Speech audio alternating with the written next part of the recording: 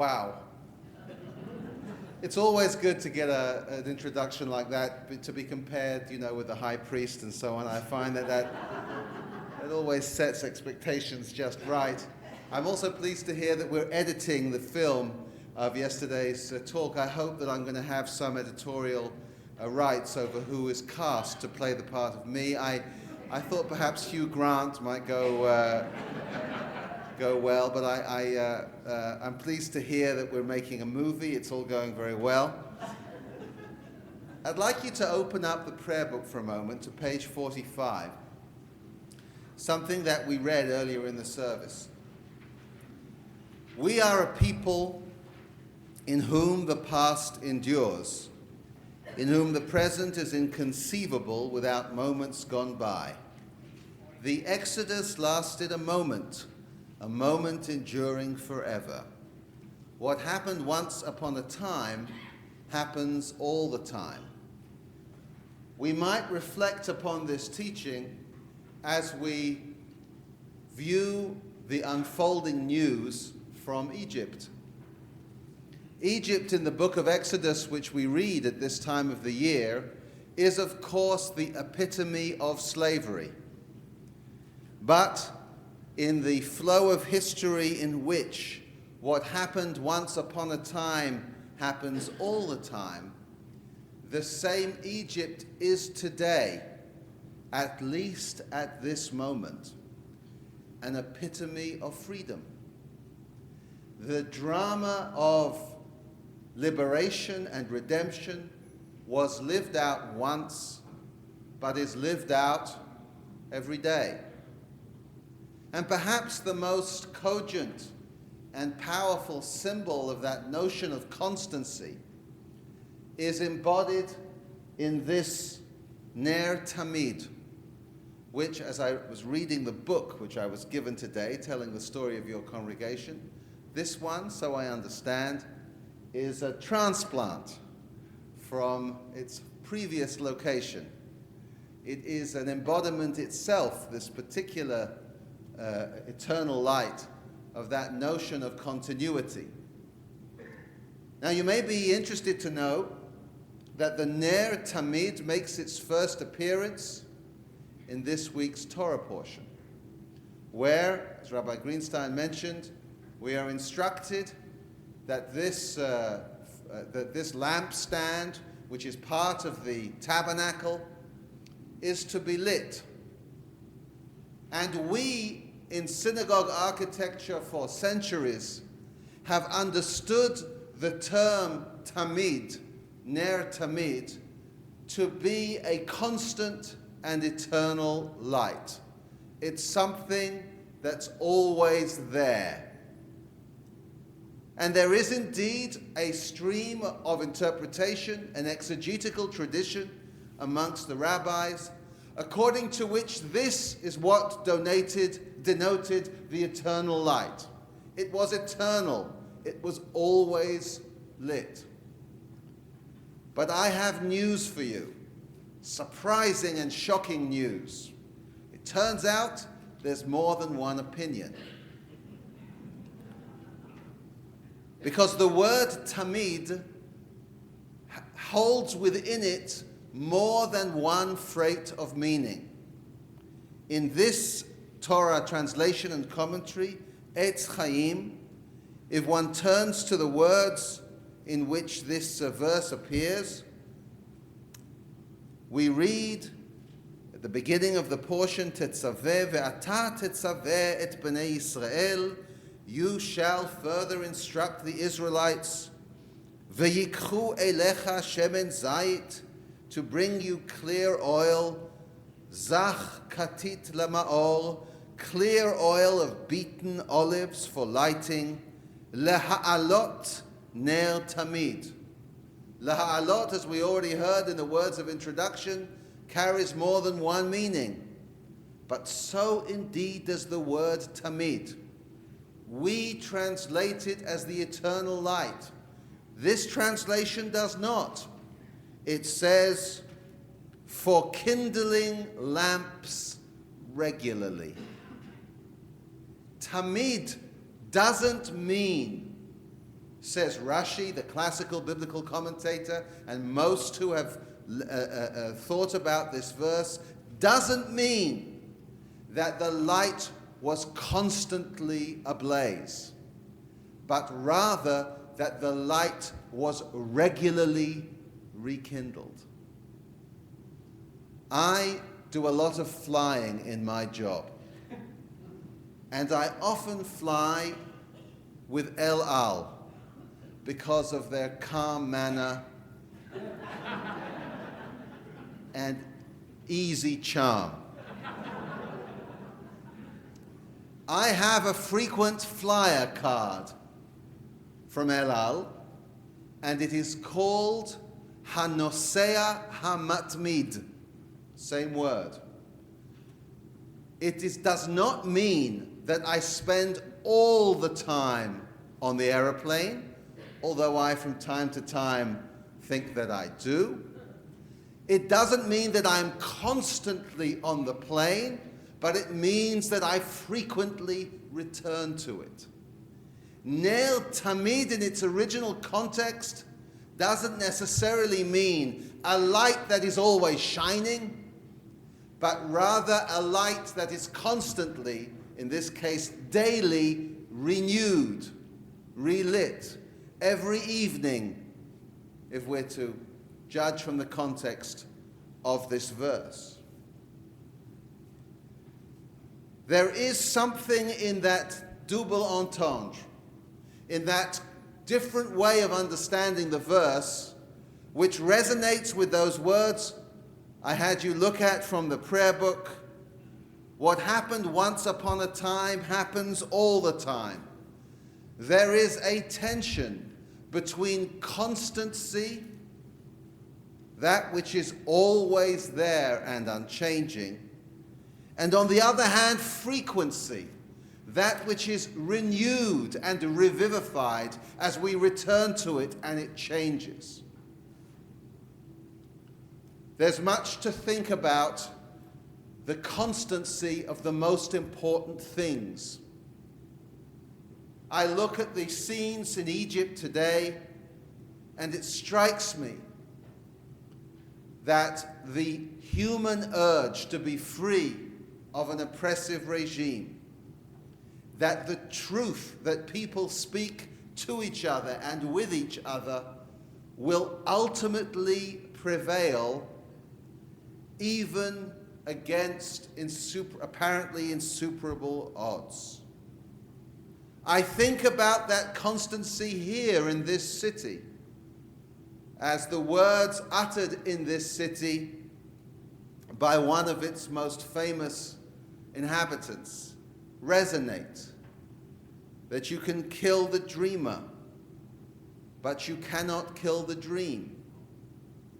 That despite human inconstancy, despite the fact that if there's one thing we know about ourselves, it's that we will sooner or later not be around, there are values and principles and truths which are like the Ner Tamid, which are eternal. But the ambiguity of the translation also bears with it a significant truth, because there is something precious and significant about the fact that the most important values, the most important principles are not just simply there. You have to come back to them. You have to reaffirm them. You have to renew them. And as we do so, we realize that they change. In a masterful scholarly work by Abraham Joshua Heschel, he references the rabbinic tradition concerning that verse from this week's portion. We read that you're meant to bring oil to the eternal flame. These days it's a certain kind of oil, I think, to judge from. It's regulated by an alternate current. But according to the Bible, the oil you should bring is olive oil. And there is a discussion in the Talmud, in that great rabbinic text, what is the oil you should bring when lighting these candles, the candles of Shabbat? Rabbi Tarfon, who was, we believe, an extremely wealthy individual in the land of Israel, set the bar high. He said, you should only use olive oil, like in this week's portion. But he was overruled. As we read in the tractate of Shabbat, another sage, Rabbi Yochanan ben Nuri, stood on his feet and said, you can't say that any time the candles of Shabbat are lit, you need to have olive oil. What shall the people of Babylonia do?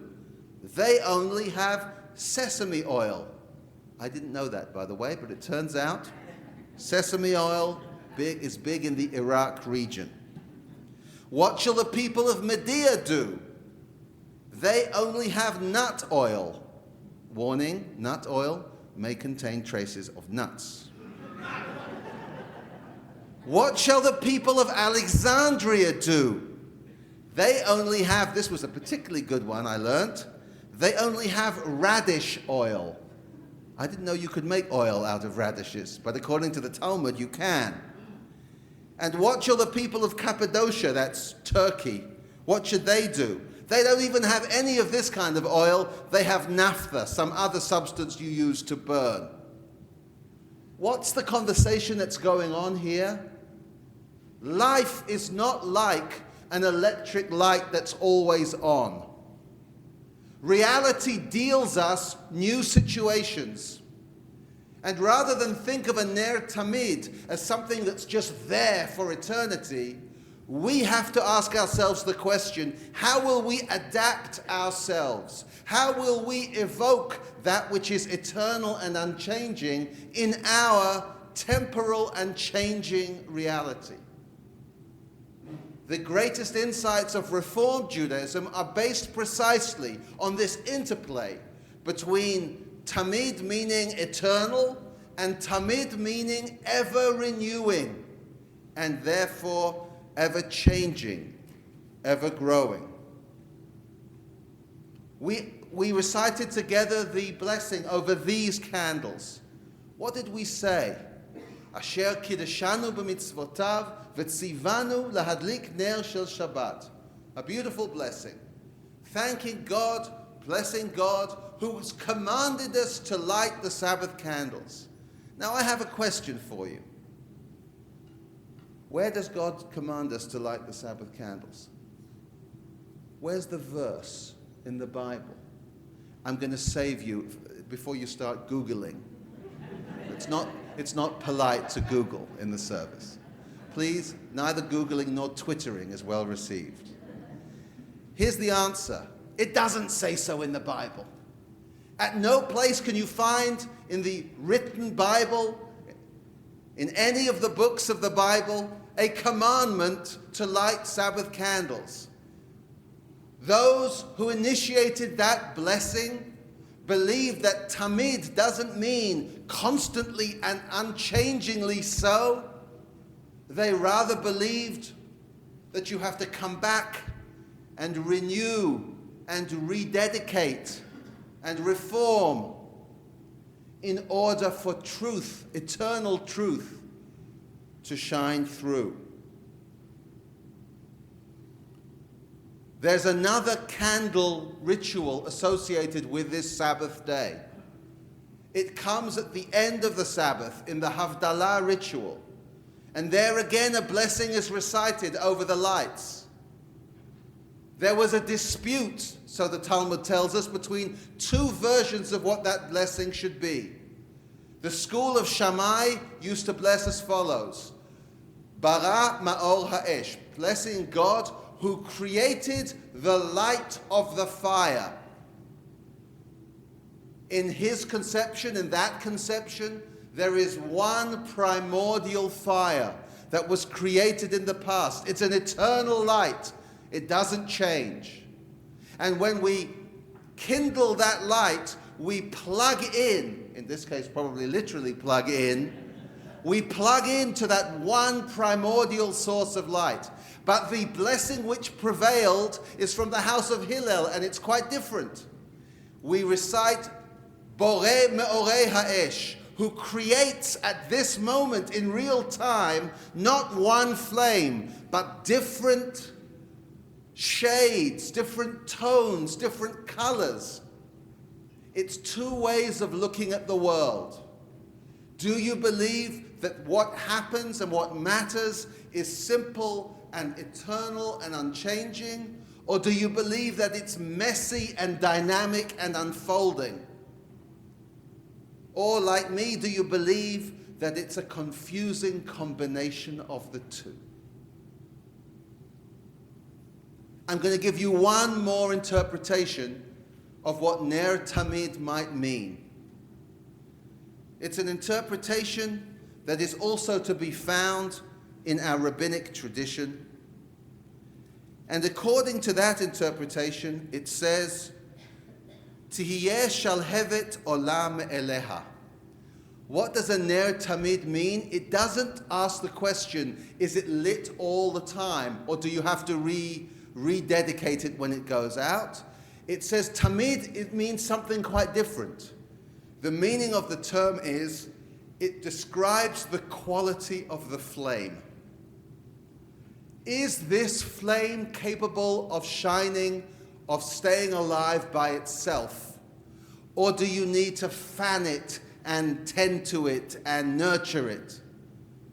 What makes the Ner Tamid, Tamid, is the fact of its self-sufficiency, that it can live and stand by itself. Because fire is an uncertain business, because you don't know whether it will stay alive. And if it does, you don't know whether it will you'll lose control of it, and it will cause a great inflagration. Today, the fire of freedom burns in Egypt. But none of us knows where that fire will lead tomorrow. We need to be vigilant, not only delighted and not simply panicky. We need to be vigilant. There's a rabbinic story about fire, which is used to explain how Abraham discovered monotheism. The parable tells of a man walking along who comes across a building described in the Hebrew as a birah doleket, which can either be interpreted as meaning a palace suffused with light or a building on fire. The man passes the building and says, could it be that nobody's in charge of this building? At which point the Bal Habayit, the person in charge of the building, pops up and says, that would be me. In one reading of this rabbinic tradition, it is an exposure to wonder which causes the person passing by the building to be so inspired. According to the other reading of this tradition, it is an exposure to tragedy and to trauma and to disaster, which evokes the same response. It is by no means coincidental that both readings of this tradition are offered, once again by Abraham Joshua Heschel, in his great book, God in Search of Man.